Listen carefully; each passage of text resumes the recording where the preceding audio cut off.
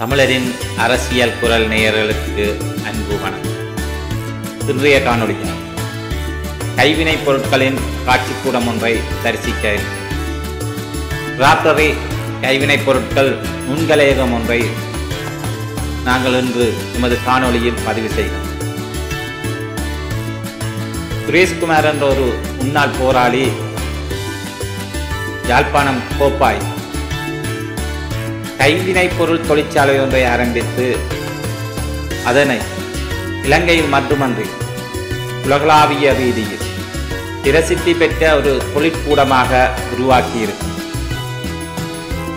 இந்த முன்னாள் போராளி பூசா தடுப்பு முகாமில் புனர்வாழ்வளிக்கப்பட்ட வேளையில் கற்றுக்கொண்ட கல்வியை அடிப்படையாக கொண்டு ஒரு தொழிற்சாலையை உருவாக்கியிருக்கும். முன்னாள் போராளிகள் சமூகத்திற்கு முன்னுதாரணமாக இருக்கின்றார்கள் என்றால் அதில் முன்னாள் போராளி குயிலின்பனின் செயற்பாடு இங்கு முக்கிய அம்சமாக இருக்கின்றது. ராப்டரி கைவினைப் பொருட்கள் நுண்கலையகம் யாழ் மாவட்டம் கோப்பாயில் அமைந்திருக்கின்றது.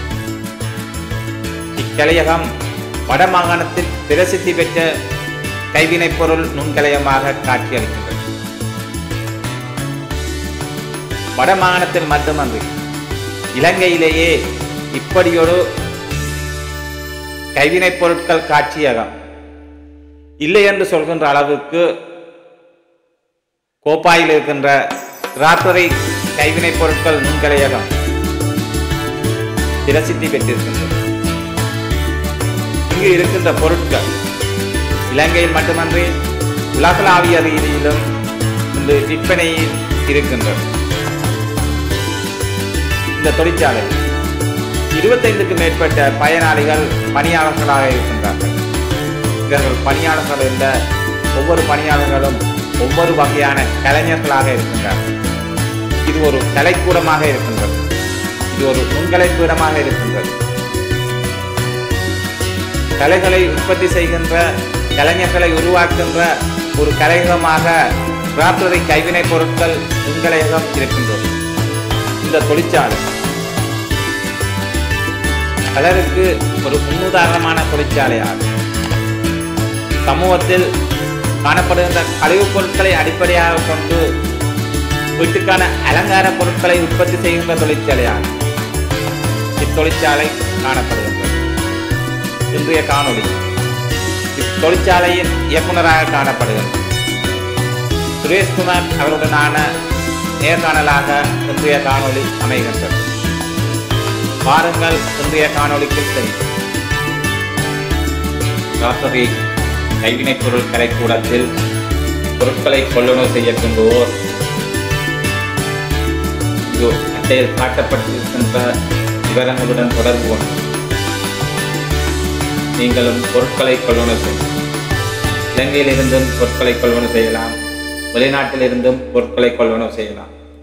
உங்களுக்கு தேவையான பொருட்களை இங்கு காட்டப்பட்டுள்ள தொலைபேசி இலக்கம் மற்றும் இணையதள முகவரி, முகநூல் முகவரி ஆகியவற்றுடன் தொடர்பு கொண்டு உங்களுக்கு தேவையான பொருட்களை நீங்கள் கொள்வனவு செய்யுங்கள்.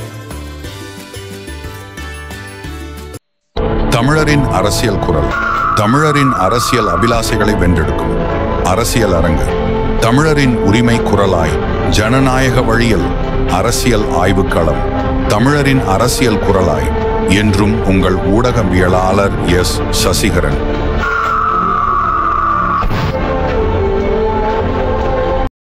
தமிழரின் அரசியல் குரல் நேயர்களுக்கு அன்பு வணக்கம். இன்றைய காணொளியாக யாழ் மாவட்டத்தில் கோப்பாய் பிரதேசத்தில் அமைந்திருக்கின்ற கைவினை காட்சிக்கூடம் ஒன்றிற்கு வருகின்றிருக்கின்றோம். ராப்டரி கலைக்கூடத்திற்கு இன்று நாம் வருகின்றிருக்கின்ற பொழுது ராப்டரி கலைக்கூடத்தின் இயக்குனர் திரு சுரேஷ் அவர்களுடனான ஒரு நேர்காணலாக இன்றைய காணொளி அமைகின்றது.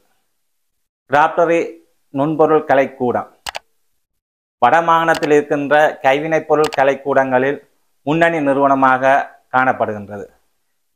இந்த ராப்டரி கலைக்கூடத்தில் கைவினைப் பொருட்கள் ஏராளமான கைவினைப் பொருட்கள் உற்பத்தி செய்யப்படுகின்றது. இந்த கைவினைப் பொருட்கள் உற்பத்தி கூடத்தின் இயக்குனராக திரு சுரேஷ் அவர்கள் இருக்கின்றார்கள். சுரேஷ் அவர்கள் ஒரு முன்னாள் போராளி. சுரேஷ் அவர்கள் குயிலின்பன் என்ற பெயரில் தமிழீழ விடுதலை போராட்டத்தின் ஒரு மூத்த போராளியாக இருந்திருக்கின்றார். அவர் இந்த போராட்டத்திற்காக தனது ஒரு காலையும் அர்ப்பணித்திருக்கின்றார். அவர் அம்பாறை மாவட்டத்தின் முன்னாள் அரசியல் துறை பொறுப்பாளராகவும் அவருடைய செயற்பாடுகள் தமிழீழ விடுதலை போராட்டத்தில் இருந்திருக்கின்றது.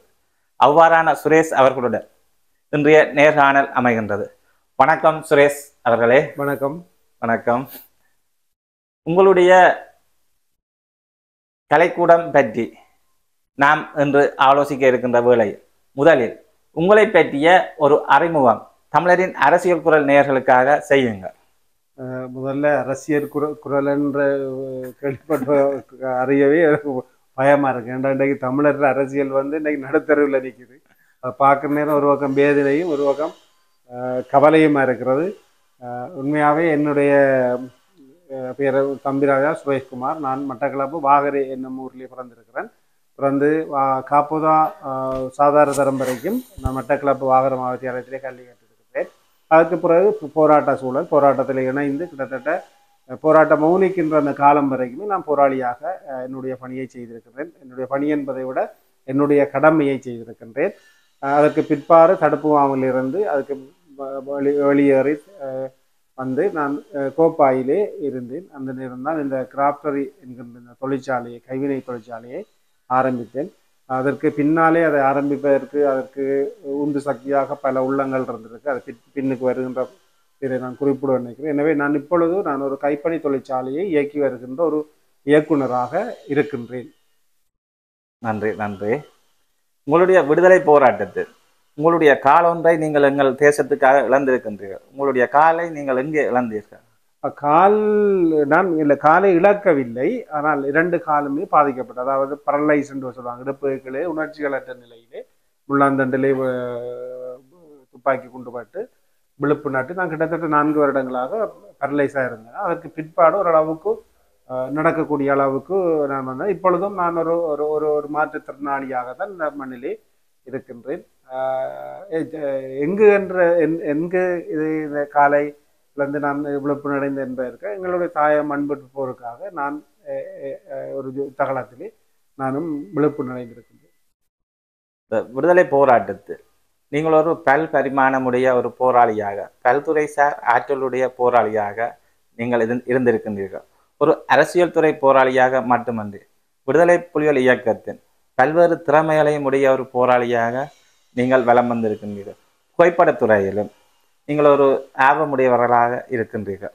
அதேவேளை விடுதலை புலிகள் இயக்கத்தில் நான் உங்களை பற்றி அறிந்த வகையில் மோட்டார் சைக்கிள் போட்டியிலும் நீங்கள் தேசிய தலைவரினால் பரிசு பெற்ற ஒரு போராளியாக இருக்கின்றீர்கள். இந்த அனுபவங்களை நீங்கள் பகிர்ந்து கொள்ளுங்கள், பார்க்கலாம்.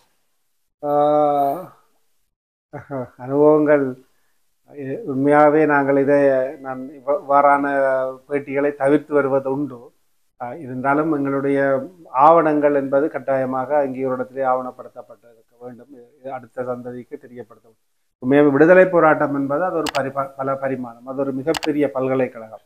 அதற்குள்ளே நாங்கள் எல்லோரும் நினைப்பது யுத்தம், நாங்கள் போனால் ஒரு துவக்கை தருவார்கள், யுத்தம் செய்ய விடுவார்கள் என்று. ஆனால் அப்படியல்ல.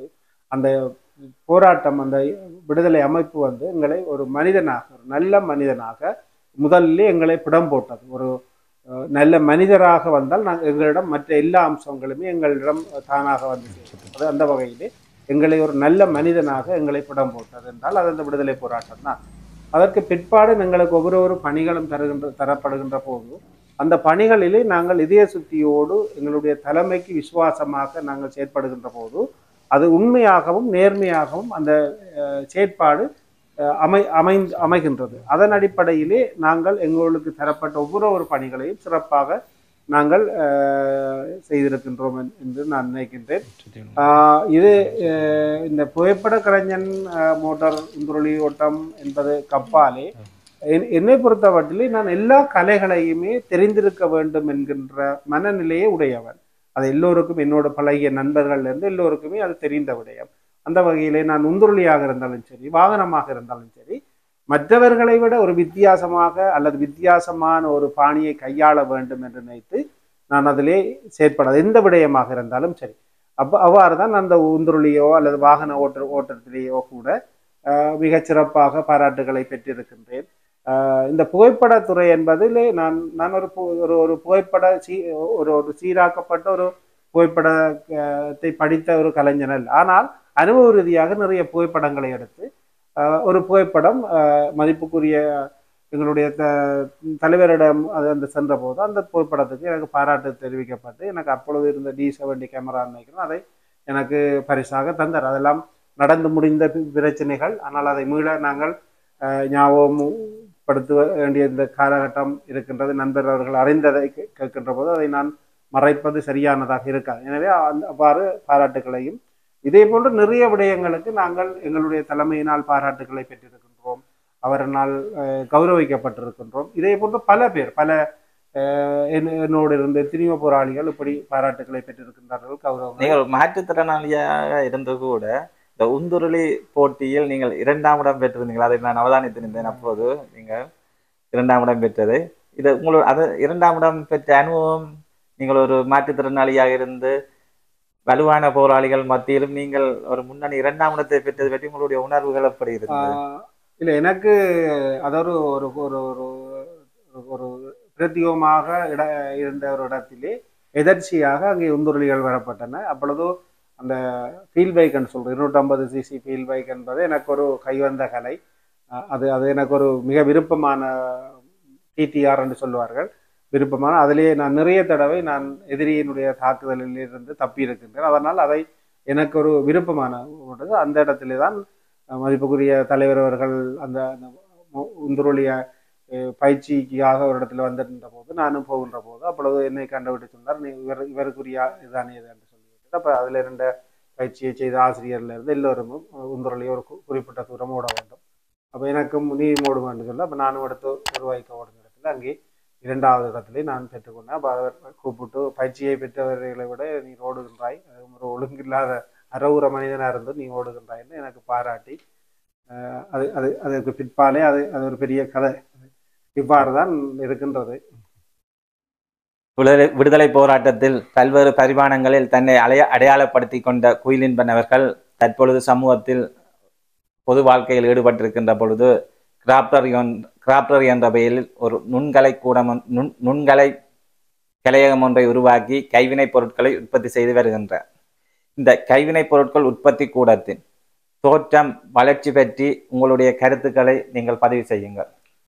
உண்மையில் எங்களுடைய கலைக்கூடம் அதாவது கிராப்டரி தொழிற்சாலையானது இன்று பலதரப்பட்ட உற்பத்தி பொருட்களை உற்பத்தி செய்கின்றது. அதாவது பாவனைக்கான பொருட்கள், அலங்காரத்துக்கான பொருட்கள், பரிசு பொருட்கள், நினைவு சின்னங்கள் என்று பலதரப்பட்ட உற்பத்தி பொருட்களை அதாவது இயற்கையான பொருட்களை உற்பத்தி செய்து கொண்டு இருக்கின்றோம். அதே போன்றுதான் இந்த பொருட்கள் இன்று எங்களுடைய மண்ணிலும் தாயகத்திலும் அல்லது புலம்பெயர்ந்த தேசத்திலுமே மிகப்பெரிய அளவிலான வரவேற்பை பெற்றிருக்கின்றது. இன்று நாங்கள் ஒரு எங்களுடைய பாரம்பரிய ஒரு உருவத்தினை அதாவது ஒரு பனைமரத்தினையோ அல்லது யாழ்ப்பாணத்தினுடைய அடையாளங்களாக அல்லது வேறு மாவட்டங்களுடைய அடையாளங்களாக இருக்கின்ற அந்த நினைவு சின்னங்களை நாங்கள் செய்கின்ற அளவிற்கு இந்த அளவுக்கு வளர்ந்திருக்கின்றோம் என்றால் எங்களுடைய ஒவ்வொருவருடைய இங்கே இருக்கின்ற ஒவ்வொரு கலைஞர்களுடைய அர்ப்பணிப்பான சேவையினூடாக அதை செய்திருக்கின்றோம். அந்த வகையில் இந்த கிராப்டரி தொழிற்சாலையானது இன்றைக்கு சர்வதேச ரீதியான ஏற்றுமதியை செய்து கொண்டிருக்கின்றது. கனடாவில் கூட எங்களுடைய ஒரு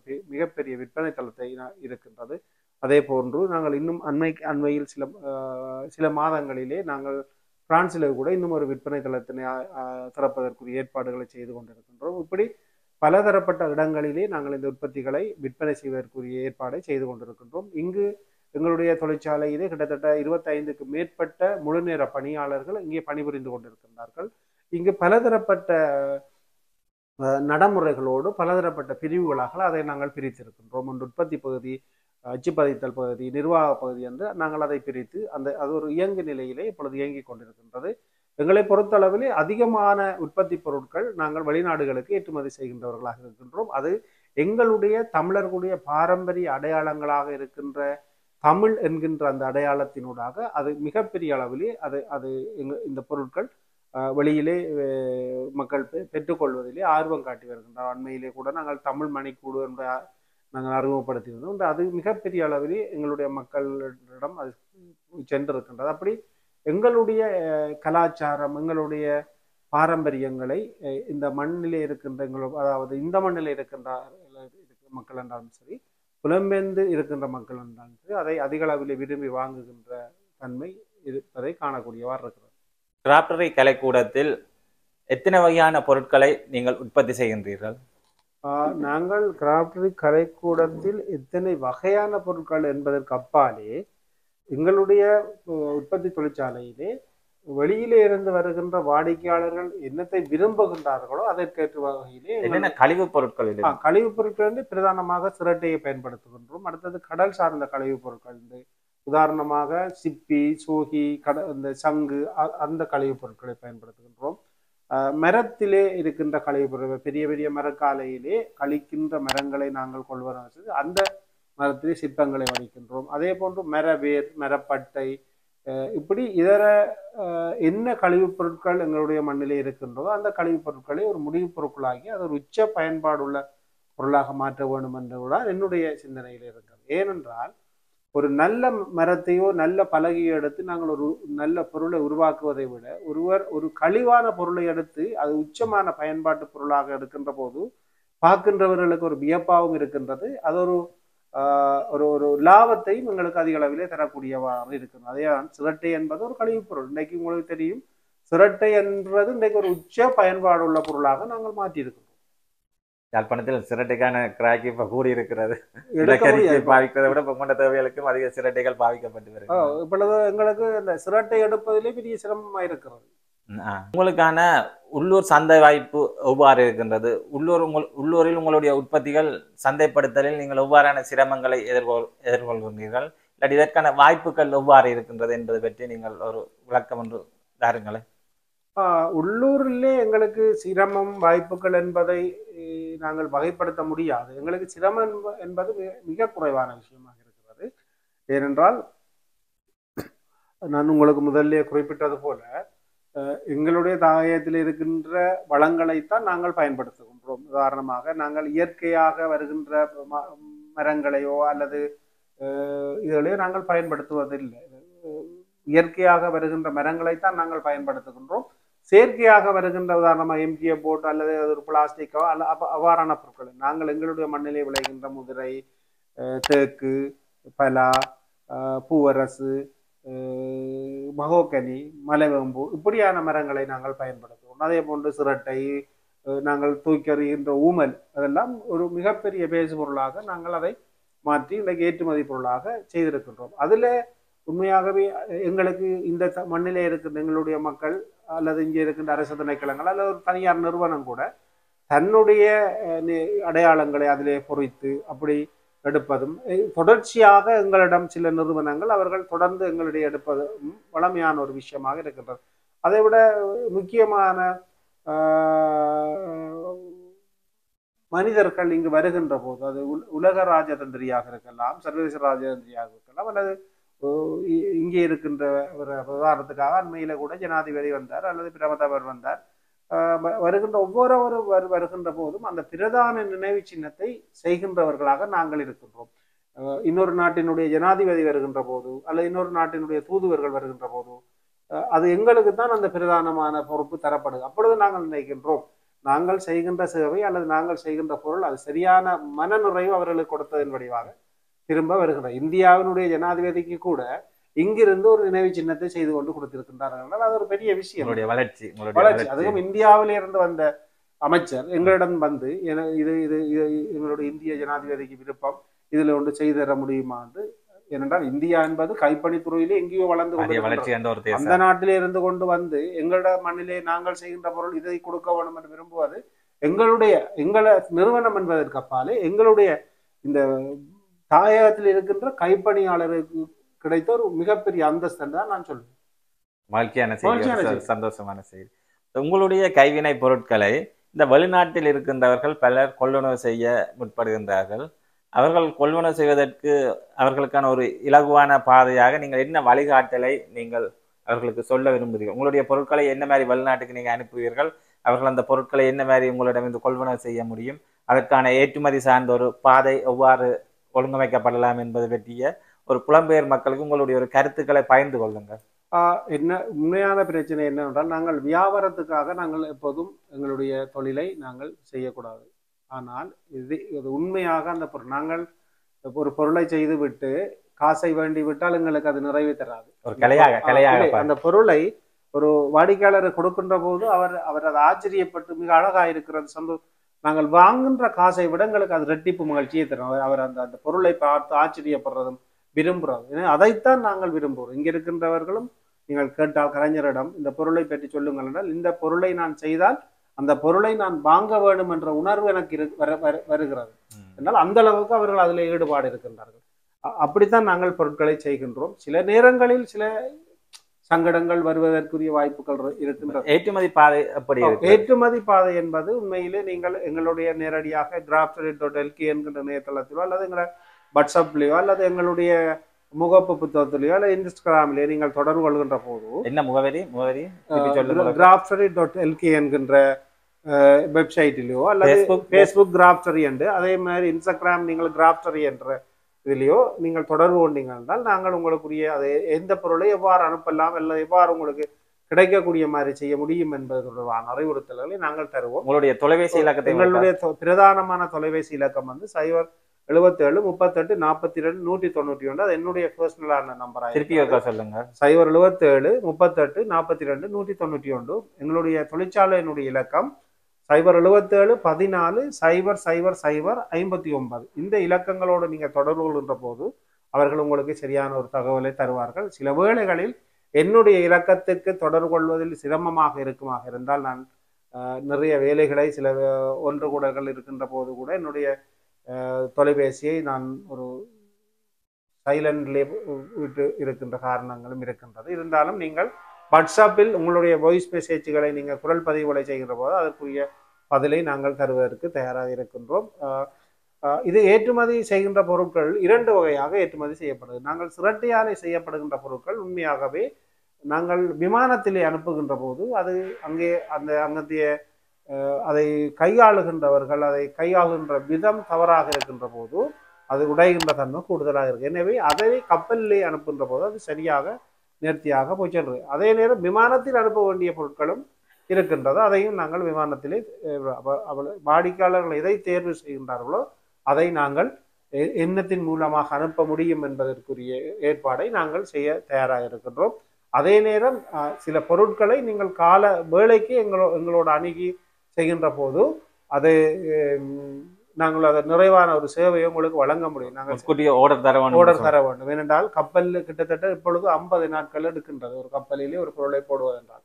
இப்போ நீங்கள் 1000 பீஸ் கேட்குறீங்க என்றால் நிச்சயமாக எங்களுக்கு ஒரு 1.5 மாதம் 1 மாதத்துக்கு முன்பு எங்களுக்குரிய அந்த ஆர்டரை நீங்கள் தந்தால் மாத்திரம்தான் நான் எங்களால் செய்ய முடியும். முற்பணம் செலுத்த வேண்டுமா? முற்பணம் பணவர்களுக்கு நாங்கள் முற்பணம் எடுப்பதில்லை. ஏனென்றால் மனிதர்கள் நாங்கள் பணத்தை மையப்படுத்தித்தான் இதை மறைப்பதற்கு ஒன்றுமில்லை. இருந்தாலும் நாங்கள் அந்த அறிமுகமானவர்களிடம் நீங்கள் அதை எங்களோட ஆர்டர் பண்ணால் நாங்கள் உங்களுக்குரிய பொருள் அநேகமாக எங்களுக்கு பணத்தை அவர்கள் நீங்களே அந்த பொருட்களை அனுப்பி வைப்பீர்களா? நாங்கள் இப்போ அனுப்புவதிலே நாங்கள் இப்பொழுது எங்களுடைய நிறுத்தி இருக்கிறோம். என்றால் இப்பொழுது இந்த கொரியர் சேவைகள் எல்லாம் ஒவ்வொரு நாளும் ஒவ்வொரு ரேட் தளம்பல் நிலைகள் அப்படி இருப்பதால் அவர்களுடைய உறவினர்கள் இங்கே இருக்கின்ற போது நாங்கள் அவர்களிடம் அந்த பொருட்களை ஒப்படைத்து அவர்களூடாக அந்த பொருட்களை உங்களுக்கு அனுப்பி வைக்கிறதுக்குரிய ஏற்பாடை செய்திருக்கிறோம். வழிகாட்டலை நிச்சயமாக நாங்கள் 100% அதை நிறைவாக செய்து கொடுப்பதற்கு தயாராக இருக்கிறோம். நீங்கள் வெற்றி பெற்ற மனிதன் என்ற வகையில் உங்களிடம் ஒரு கேள்வியை கேட்கின்றேன். இந்த புலம்பெயர் தேசங்களில் இருந்து முன்னாள் போராளிகளுக்கு பல வாழ்வாதார திட்டங்கள் கடந்த காலங்களில் வழங்கப்பட்டிருக்கின்றது. ஆனால் எல்லோராலும் ஏன் வெற்றி பெற முடியவில்லை?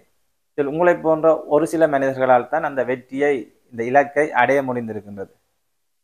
இதனால் புலம்பெயர் தேசங்களில் இருக்கின்ற புலம்பெயர் மக்கள் நாங்கள் முன்னாள் போராளிகளுக்கு நிதியை கொடுத்தோம் அவர்களால் வெல்ல முடியவில்லை, அவர்கள் தோற்கின்றார்கள் என்று பல்வேறு விமர்சனங்கள் காணப்படுகிறது. இதனால் நிதி வழங்கியவர்கள் மனம் சலிக்கின்ற அளவு கூடி நிலைமை இருக்கின்றது.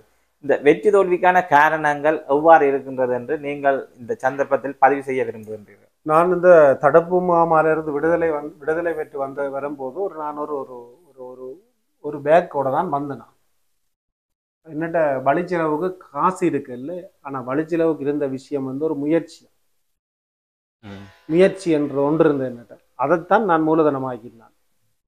அதை வச்சு கொண்டு தான் இன்றைக்கு இந்த இந்த இந்த அளவுக்கு நாங்கள் வந்திருக்கிறோம். இன்றைக்கு முயற்சி என்றதை நாங்கள் இப்போ நீங்கள் சொல்கிறீங்க புலம்பெயர்ந்த மண்ணில் இருந்து உதவி செய்கிறாங்க, அதை இன்றைக்கு மற்ற அதை ஏன் இந்த அளவுக்கு முன்னேறலாம் முடியுது என்றால், இன்றைக்கு இந்த நான் சொன்ன கந்தையா பாஸ்கரன் கரணன் அவர்கள் எனக்கு இந்த தொழிற்சாலையை நிறுவி தந்துவிட்டு இந்த தொழிலை எங்கெங்கு மையப்படுத்த வேண்டும் என்கின்ற அந்த இடங்களையும் எனக்கு சில இடங்களை அறிவுறுத்துவார்.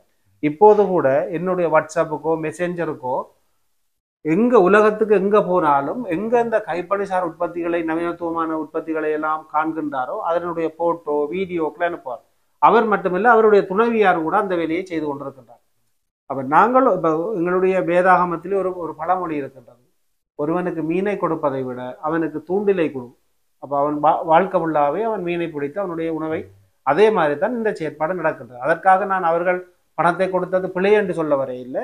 நாங்கள் கொடுக்கின்ற போது அவர்களுடைய பின்னணி, அவர்களுக்கு என்ன வளத்தில் இருக்கின்றார்கள், இந்த இதில் வேற உற்பத்தியை என்னென்று அதை அடுத்த கட்டத்துக்கு கொண்டு சொல்வார்கள் என்கின்ற புறச்சூழல்களையும் நாங்கள் பார்க்க வேண்டும். இப்போ நான் பாஸ்கரனை தான் இப்படியெல்லாம் போட்டுட்டார், இப்படி போடுறதால தான் நான் வந்தனான் என்றது ஒரு விஷயம். ஆனால் அதே நேரம் என்னிடம் இருந்த முயற்சி, என்னுடைய இருந்த கடின உழைப்பு, அதுதான் இன்றைக்கும் என்னை இந்த நிலைக்கு கொண்டு விட்டுருக்கு. இன்றைக்கு எல்லாரும் நினைப்பீங்கள் சுரேஷ் ஒரு பெரிய கோடீஸ்வரன். என்னுடைய பேங்க் பேலன்ஸை பார்த்தீங்கன்னா சில நேரத்தில் ஜீரோவில் வந்து நிற்கும். ஆனால் நான் உழைக்கிறேன், நான் ஓடுறேன்.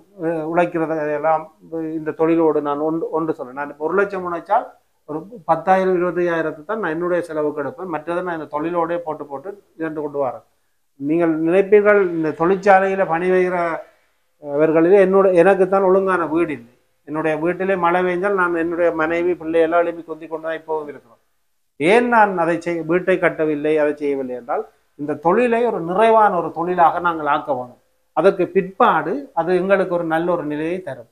அதை நோக்கித்தான் ஓடிக்கொண்டிருக்கு. இப்போ நீங்கள் பார்த்தீர்கள்னா கூட நினைப்பீர்கள் ஏதோ பெரிய மாளிகையை கட்டி வீட்டை இருப்பார், அப்படி இல்லை.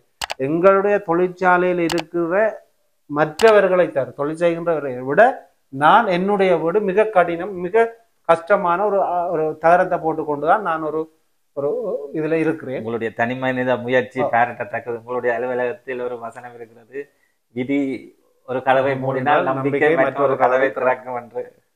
அலுவலகத்தில் நீங்கள் அவ்வாறு ஒரு முயற்சி இந்த விஷயம் மிக முக்கியமா இருக்கு. நீங்கள் எதிலே என்ன நோக்கத்துக்காக நீங்கள் இதை தொடங்குகிறீர்கள், அந்த நோக்கத்திலிருந்து நாங்கள் மாறக்கூடாது. அது எதென்றாலும் சரிதான், அதுல இருந்து ஒரு நாளும் மாற அந்த இலக்கை இன்னைக்கு ஓடிக்கொண்டே இருப்போம். வைஃப் கேட்பா, முதல் நான் தொழிற்சாலை வரும் என்னன்றப்பா நாங்கள் இருக்கிறோம், நீ அடுத்தமா என்னத்தை சாப்பிட போறோம், என்னத்தை நாங்கள் ஓடும் வரைக்கும் ஓடிக்கொண்டிருப்போம்.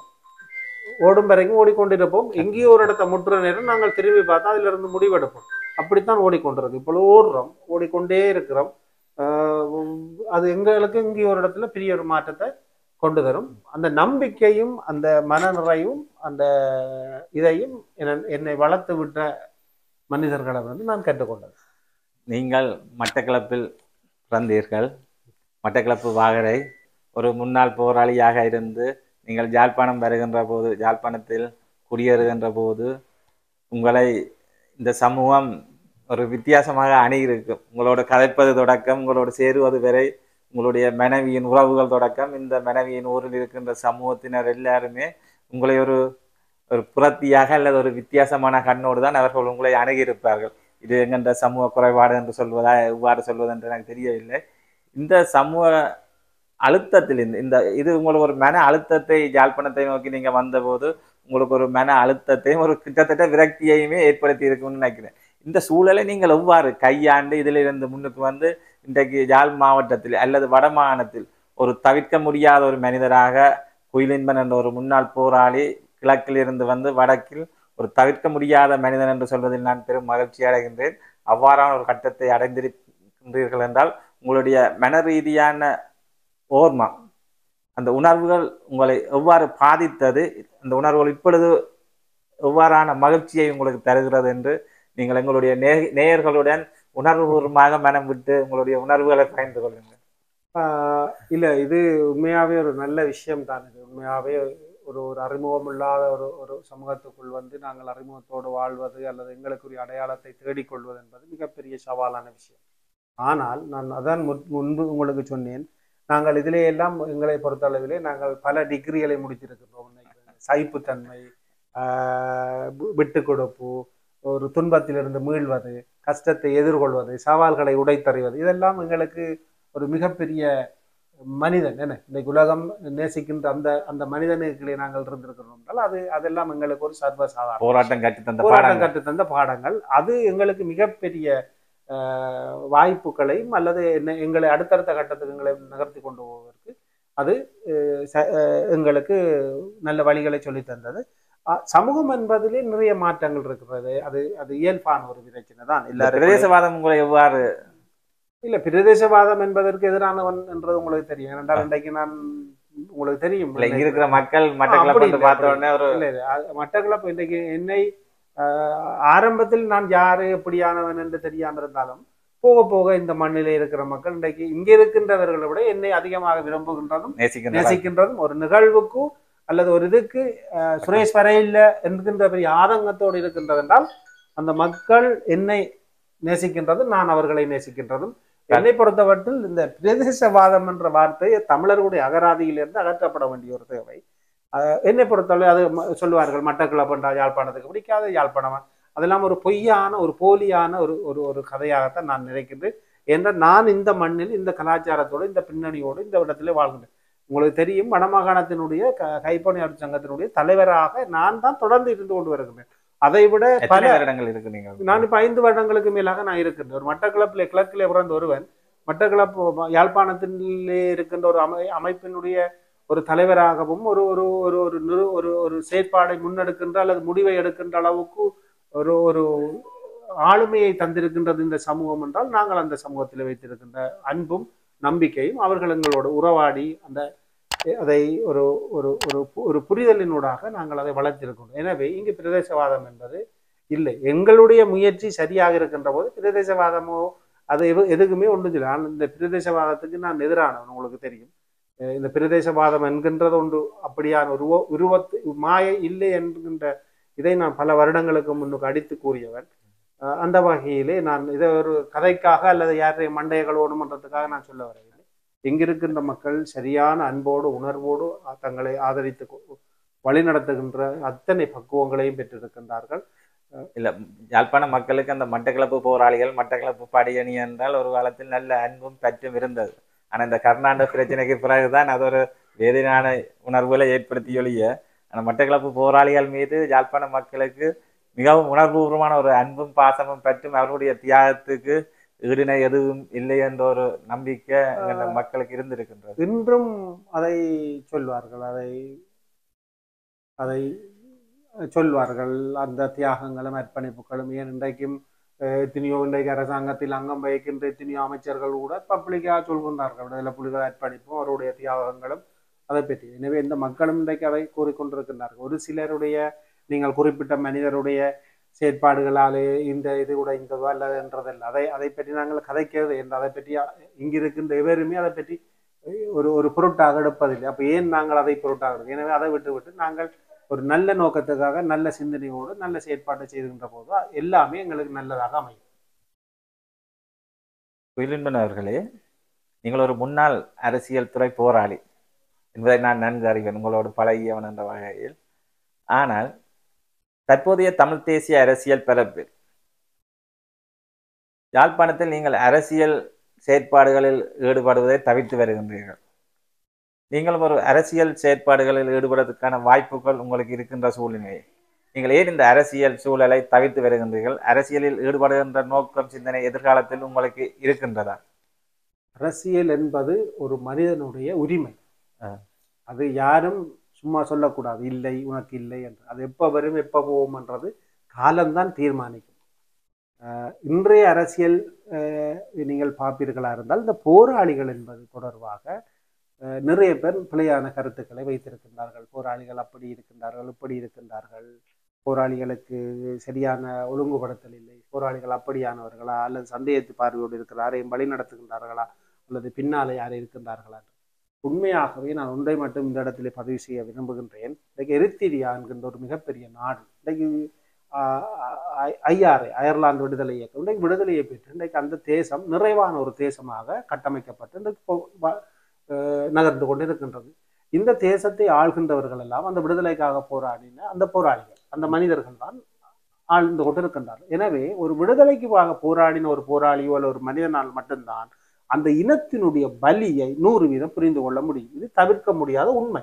ஆனால் ஒரு இனத்தினுடைய வலி தெரியாமல் புத்தகங்களிலும் யூடியூப்களிலும் பார்த்துவிட்டு வந்து இனத்தினுடைய வலியை கதைக்கிறவனால் உண்மையான வலியை கூற முடியாது. அது ஒரு போலியான வலியை விட்டால் ஒரு சிறந்த நடிகனாக இருந்து மட்டும்தான் அதை கூறிக்கொள்ள முடியும். எனவே அந்த இனத்துக்காக போராடியவர்கள் அந்த இனத்தினுடைய வலியை சுமந்தவனால்தான் அந்த இனத்தினுடைய விடுதலைக்காகவோ அல்ல அந்த தேசத்துக்காகவோ ஒரு ஒழுங்காக மானசீகமாக பணி செய்ய முடியும். எனவே இன்றைய சூழலில் நீங்கள் பார்த்தீர்கள் என்றால் நீங்கள் கேட்ட கேள்வியில் எனக்கு விளங்குகின்றது, ஏன் இந்த போராளி அரசியலுக்குள்ளே வர விரும்புகின்றார்கள்? அதாவது சரியான நீங்கள் கேட்கின்றீர்கள், சொன்னீங்க நீங்கள் அரசியல் போராளியா இருந்த நீங்கள் தானே, நீங்கள் அதுக்குள்ள எங்களுக்கு அரசியல் செய்ய வேண்டும் என்று விருப்பம் இல்லை. எங்களுக்கு தேவையானது இந்த தேசம் சரியான ஒரு பாதையை நோக்கி செல்ல வேண்டும், ஒரு சரியான ஒரு தலைமைத்துவத்தை செய்து. இன்றைக்கு எந்த தலைமைத்துவம் ஒழுங்காக இருக்கின்றது? இன்றைக்கு சின்ன பின்னமாக அடித்து உடைச்சி நீயா நானா என்று எல்லா கட்சியுமே சின்ன பின்னமாக. பூசா தடுப்பு முகாமில் சிரட்டை எச்சரிக்கை இன்று மிகப்பெரிய அளவில் வளர்ந்து ஒரு சிற்பக்கலைஞனாகவும் சிற்பக்கலை கூடத்தை உருவாக்குகின்ற அளவுக்கு நீங்கள் எவ்வாறு வளர்ச்சி அடைந்தீர்கள் என்பதை பற்றி குறிப்பிடுங்களேன். பூசா சிறைச்சாலை என்பதற்கு அப்பாலே நாங்கள் எங்கு புடம்போடப்பட்டோம் என்பதை முதலில் பார்க்க வேண்டும். இந்த சவால்களையும் எவ்வாறா சூழலை எதிர்கொள்ளக்கூடிய மனோதிடத்தை எங்களுக்கு அந்த போராட்டம் அந்த தலைமை எங்களுக்கு வளர்த்து விட்டது. முக்கியமான பிரச்சனை அதுதான். அப்போ பூசா நாங்கள் தடுப்பு முகாமில் இருக்கின்ற போது எனக்கு ஒரு அடையாளமாக இந்த தொழிலாக செய்ய வேண்டும் என்கின்றதுக்கு அப்பாலே ஒரு பொழுதுபோக்காக நாங்கள் அதிலே இந்த மதலிலே தேய்ச்சி வடிவங்களை உருவாக்கினோம். அதற்கு பிற்பாடு நான் பலதரப்பட்ட தொழிலை செய்ய வேண்டும் என்கின்ற ஆர்வம் எனக்கு இருந்தது. ஆனால் இந்த சமூகத்துக்குள்ளே நாங்கள் ஏதாவது ஒரு மாற்றத்தை புதுமையான ஒரு முயற்சியை கையாள வேண்டும். அந்த முயற்சி எனக்கும் இந்த சமூகத்துக்கும் ஒரு நல்ல ஒரு அங்கீகாரத்தையும் நல்ல ஒரு அடையாளத்தையும் தர வேண்டும் என்கின்ற ஒரு நிலப்பாடு என்னிடம் மேலோங்கி இருந்தது. அதன் அடிப்படையிலே தான் நான் இந்த துறையை நான் தேர்ந்தெடுத்தேன். யாரும் எதிர்பார்க்காத அல்லது யாரும் தொடாத முயற்சியை நான் தொட்டிருக்கின்றேன். அது எனக்கு இன்று ஒரு மிகப்பெரிய அளவிலே ஒரு வெற்றியை தந்திருக்கின்றது. என்னோடு கூட பல பேரை நான் ஒன்று சேர்த்து பயணித்து கொண்டிருக்கின்றேன். அது எனக்கு ஒரு ஆத்மார்த்தமான திருப்தியையும் என்னுடைய குடும்பத்தினுடைய வருமானம், என்னுடைய எதிர்காலம் அல்லது என்னோடு பணிபுரிகின்றவர்களுடைய குடும்பத்தினுடைய வருமானமும் ஒரு திருப்திகரமான நிலையை நோக்கி நகர்ந்து கொண்டிருப்பதை நான் அவதானிக்கக்கூடியது. ஒட்டுமொத்தமாக நாங்கள் எங்களிடம் இருப்பது மனோதரம். அந்த மனோதரம் எங்கிருந்து வந்தது என்பதை எல்லோரும் அறிவீர்கள். இப்பொழுதெல்லாம் நாங்கள் பார்ப்போம் என்றால் எத்தனையோ இளைஞர் ஜோதிகள் தெருவோரங்களிலும் வேலைக்காக போராடி கொண்டு ஆர்ப்பாட்டங்களையும் இதையும் செய்து கொண்டிருக்கு. ஆனால் எங்களுடைய தேசத்திலே எத்தனையோ வளங்கள் இருக்கின்றது. அந்த வளங்களை நாங்கள் சரியாக பயன்படுத்துகின்ற போது ஒவ்வொருவரும் மிகப்பெரிய தொழில் முயற்சியாளராக தொழிலதிபர்களாக வளர்ந்து வருவதற்குரிய வாய்ப்புகள் இருக்கின்றது. இப்பொழுது எங்களுடைய இளம் தலைமுறை அதிலே அதிகமான ஈடுபாடை காட்டுவது உண்மையிலே வரவேற்கத்தக்க விஷயம். எங்களுடைய உற்பத்திகளை பொறுத்தளவிலே நாங்கள் இந்த உற்பத்திகள் ஒரு வியாபார நோக்கம் என்றதற்கு அப்பாலே எங்களுடைய இளைஞர் யுவதிகளுக்குள் ஒரு வேலை வாய்ப்பை கொண்டு வரணும். அந்த வேலை வாய்ப்புக்கூடாக அவர்கள் ஒரு பொருளாதாரத்தின் தங்களுடைய இந்த சமூகத்தில் ஒரு மாற்றத்தை கொண்டு வரணும் என்கின்ற ஒரு இலக்கை நோக்கி நகர்ந்து கொண்டிருக்கின்றோம். உண்மையாகவே இங்கே பார்த்தீங்கன்னா சமூகத்துக்குள்ளே தேவையில்லாத பிரச்சனைகள், தேவையில்லாத போத வஸ்து பழக்கங்கள், வாழ்வட்டு கலாச்சாரங்கள் என்பதெல்லாம் ஒரு வேலையை தேர்ந்தெடுத்து அந்த வேலையிலே அவன் முழுமையாக ஈடுபடுகின்ற போது அந்த பிற பிரச்சனைகள் இருந்து அவன் மீண்டு கொள்கின்றான். எனவே எங்களுடைய சமூகத்தில் இருக்கின்ற இளைஞர் யுவதிகளுக்கு நாங்கள் காட்ட வேண்டிய ஒரு தேவை என்னவென்றால், இந்த சமூகத்துக்குள்ளே இருக்கின்ற பொருண்மைய வளங்களை, எங்களுடைய தேசத்தில் உள்ள வளங்களை எவ்வாறு நாங்கள் அதை ஒரு முடிவு பொருட்களாக ஆகி அதனூடாக ஒரு வருமானம், ஒரு பொருளாதார மாற்றத்தை உருவாக்கலாம் என்கின்ற அந்த ஆய்வை செய்ய வேண்டிய ஒரு தேவை இந்த எங்களுடைய சமூகத்து மத்தியிலே இருக்கின்றது. ஏன் நான் இதை சொல்கின்றேன் என்றால், இந்தியாவை போன்ற நாடுகளெல்லாம் 50-60% அரச தொழில் தனியார் தொழிலை நாடி செல்கின்றார்கள்.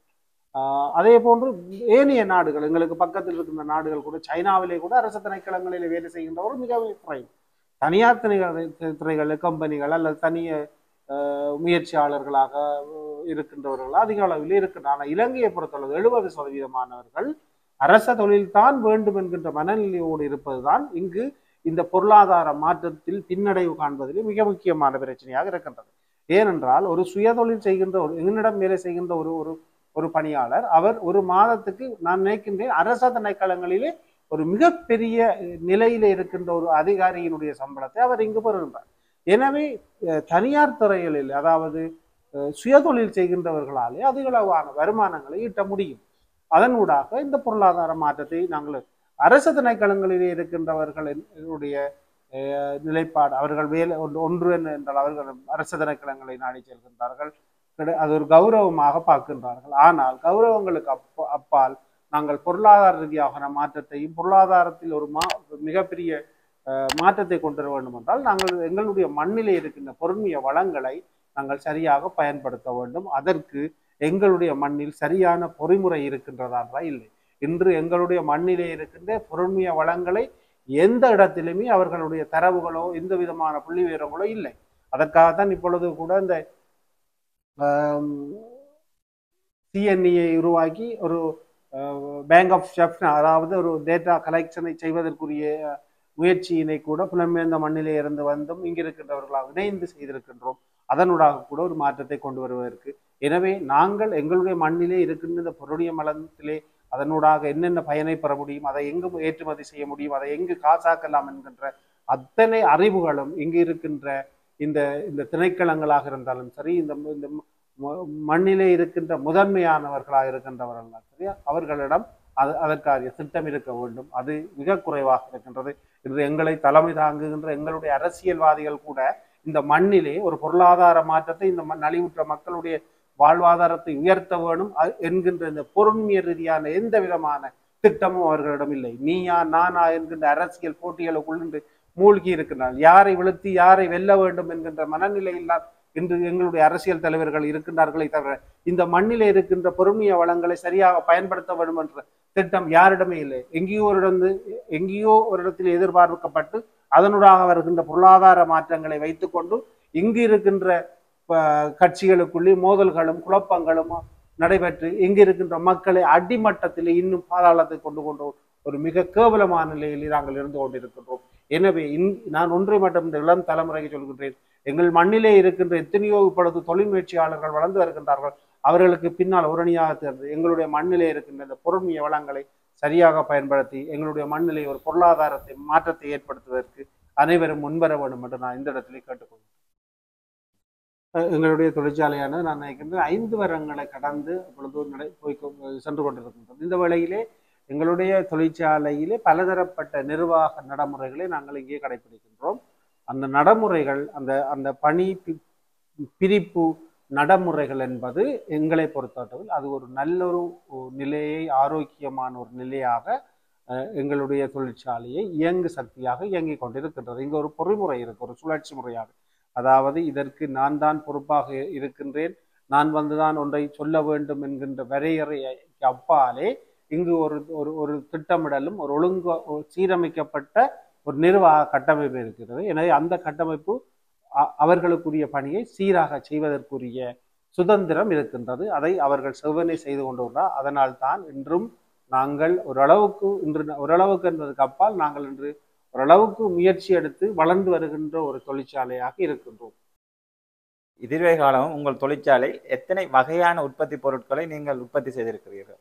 எங்களை வகைப்படுத்தல் என்பது எங்களாலே கஷ்டமான ஒரு காரியம். என்னவென்றால் வருகின்ற வாடிக்கையாளர்கள் கேட்கின்ற விருப்பத்துக்கு ஏற்றவாறு நாங்கள் பொருட்களை தயாரிப்பு செய்வோம். நான் நினைக்கின்றேன் அது இப்போ எங்களிடம் இப்பொழுது 200க்கும் மேற்பட்ட வடிவங்கள் இங்கே இருக்கின்றது. அதை விட நாங்கள் அதிகளவான வடிவங்களை நாங்கள் விற்பனையும் செய்திருக்கின்றோம். கிட்டத்தட்ட எங்களுடைய தொழிற்சாலை இதுவரையிலே 6 லட்சத்துக்கு மேற்பட்ட உற்பத்திகளை நாங்கள் உற்பத்தி செய்திருக்கின்றோம்.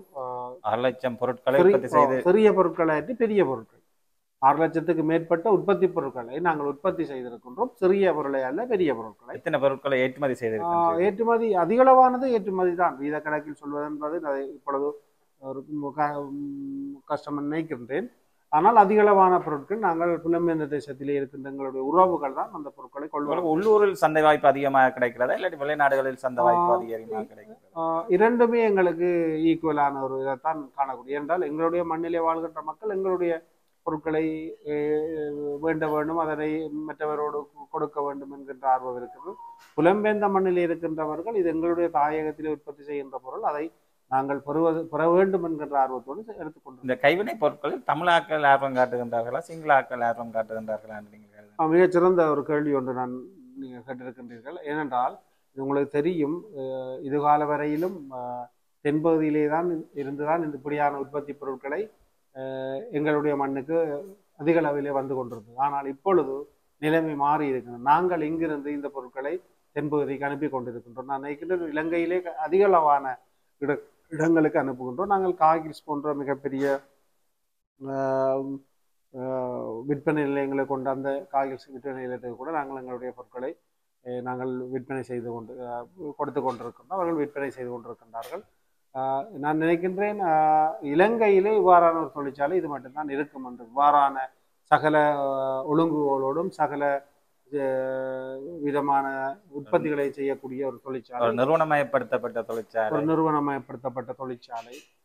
அதாவது இந்த தொழிற்சாலையிலே நீங்கள் பார்வையிடலாம் எங்களுடைய வேலை செய்கின்ற போது.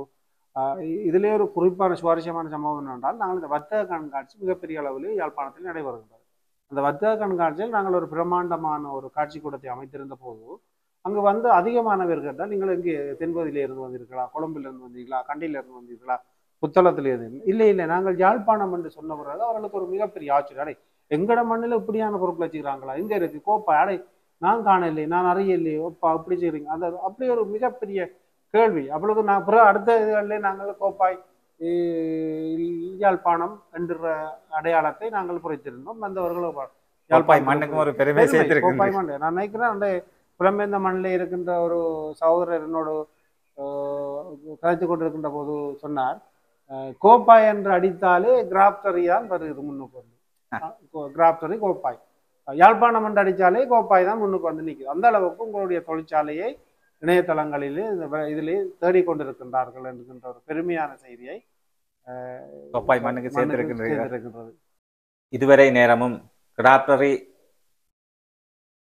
கைவினை பொருள் கலைக்கூடத்தின் இயக்குனர் சுரேஷ் அவர்கள், குயிலின்பன் என்று அழைக்கப்படுகின்ற சுரேஷ் அவர்கள் தமிழரின் அரசியல் குரல் ஊடக நேர்காணலில் இணைந்திருந்தார்.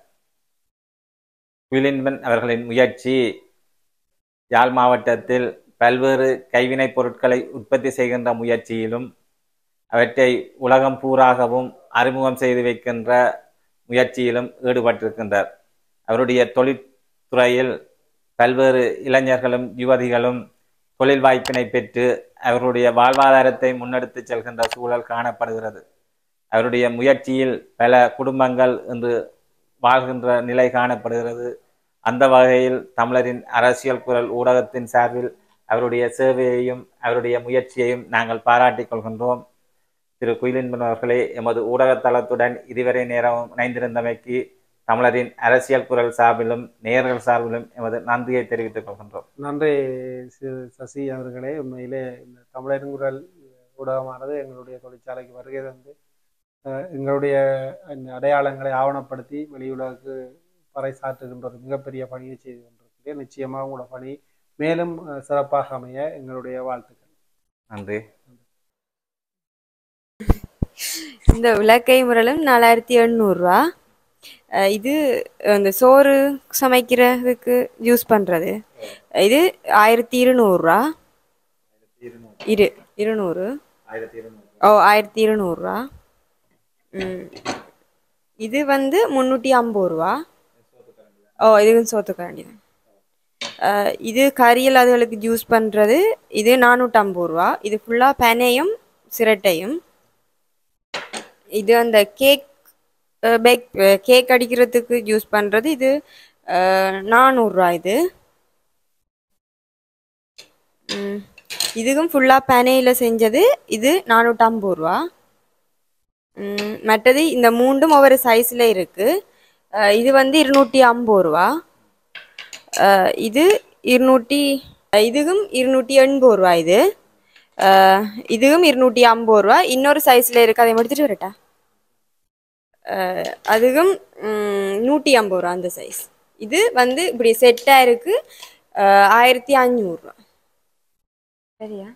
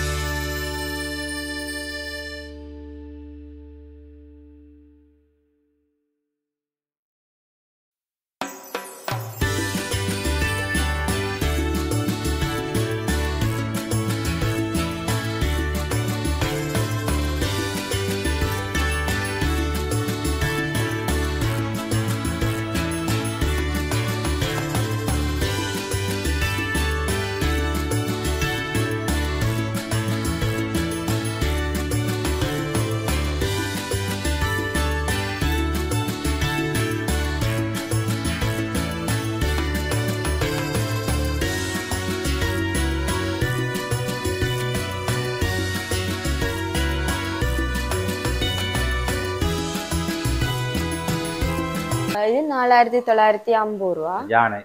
யானை ஃப்ரேம். ஆமா. இதுக்கும் சேம் பிரைஸ் தான். ஆமா. இது 6850 ரூபா. இது 4000, இதுவும் 4950 ரூபா. இப்படியே வந்தா இதுவும் அதே பிரைஸ் தான். என்ன விலை? இதுவும் 4950 ரூபா. இது வந்து அதுல சின்ன சைஸ் 2950 ரூபா. இதுவும் 2950 ரூபா. இதுவும் சேம், இதுல இருக்கிற செக்ஷன் ஃபுல்லா அதே பிரைஸ் 2950 ரூபா. பேந்து ரேல் என்ன விலை? இது விபூதி தட்டு, இது 1800 ரூபா. 1800 தட்டு.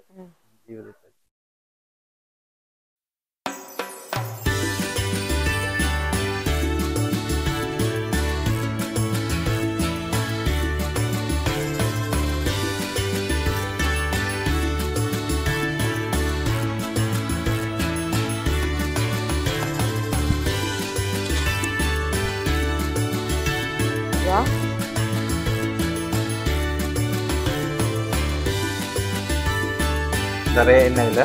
இது 1800. 1800. இதுல எத்தனை சைஸ்ல உங்கள்ட்ட இருக்கு? இதுல 3 சைஸ்ல இருக்கு எங்கள்ட்ட. என்ன விலை? இந்த சைஸ் இது 2500 ரூபா. 2500 ரூபா. அடுத்தது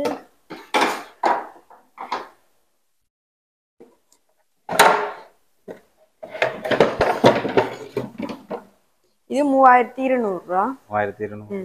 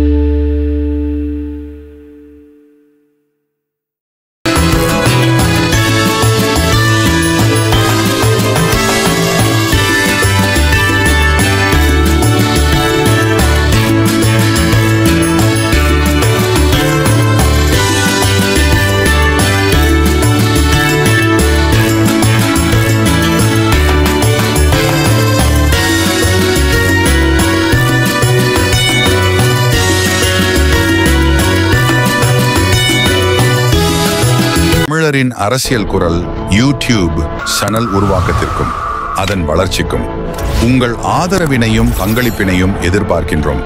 இது எமது இனத்தின் உரிமைக்கும் விடுதலைக்குமான ஊடகத் தளமாகும். இவ்தளத்தினை பின்தொடருமாறும் தமிழரின் அரசியல் குரல் யூடியூப் தள குழுவில் இணைந்து கொள்ளுமாறும் அன்புடன் கேட்டுக்கொள்கின்றோம்.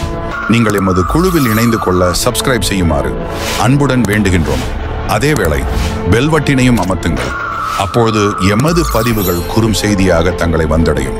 எமது தளத்தினை உங்கள் நண்பர்களுடன் பகிர்ந்து அறிமுகம் செய்து வைக்குமாறு கேட்டுக்கொள்கின்றோம். தமிழரின் அரசியல் குரலாய் என்றும் உங்கள் ஊடகவியலாளர் எஸ். சசிகரன்.